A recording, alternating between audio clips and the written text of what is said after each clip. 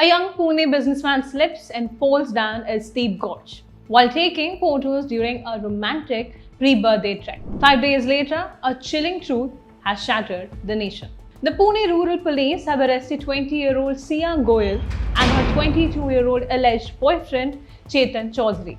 The charge: murder and criminal conspiracy. What looked like an accident was actually a brutally calculated execution. For many across India, this case has triggered a dark sense of deja vu, drawing instant comparisons to last year's infamous Sonam Raghuvanshi case, where supposedly joyous honeymoon trip ended in the killing of the newly married Raja Raghuvanshi. The victim, 25-year-old Ketan Agarwal, after completing his master's degree from Babson College in Massachusetts, US, returned to India to serve as a director in his family firm, Success Group. In February 2026, his family arranged his engagement to Sia Goyal, who also came from an affluent business family. It seemed like a match made in heaven. A lavish Udaipur wedding was locked in for November.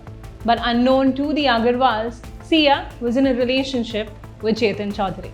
According to Ketan's father, Vishal Agarwal, Ketan had in fact earlier raised doubts as well, as Sia was constantly glued to her phone, and Ketan had even explicitly mentioned Chetan's name to his parents, asking if they had properly verified her background.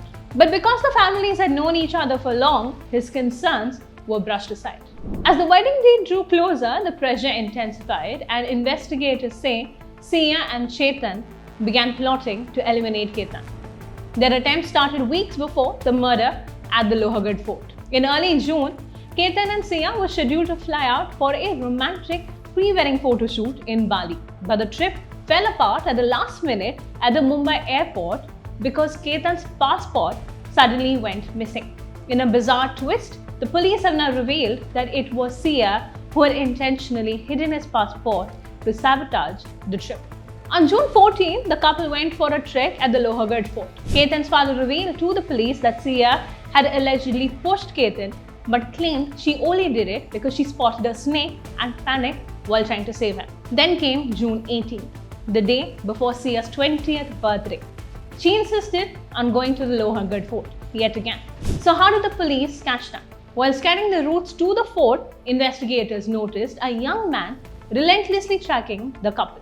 Despite the intense summer heat, this man was wearing a thick, heavy hoodie. It stood out immediately.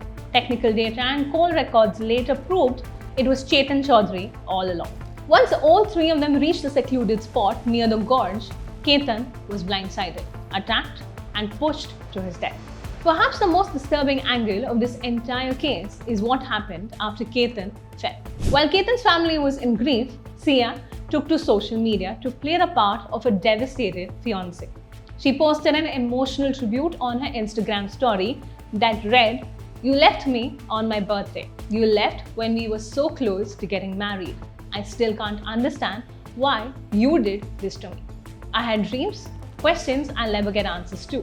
Why did you leave me when I loved you so much? Rest in peace." She put up birthday countdowns, pictures of flowers and public expressions of love, all while knowing exactly what she did on that cliff.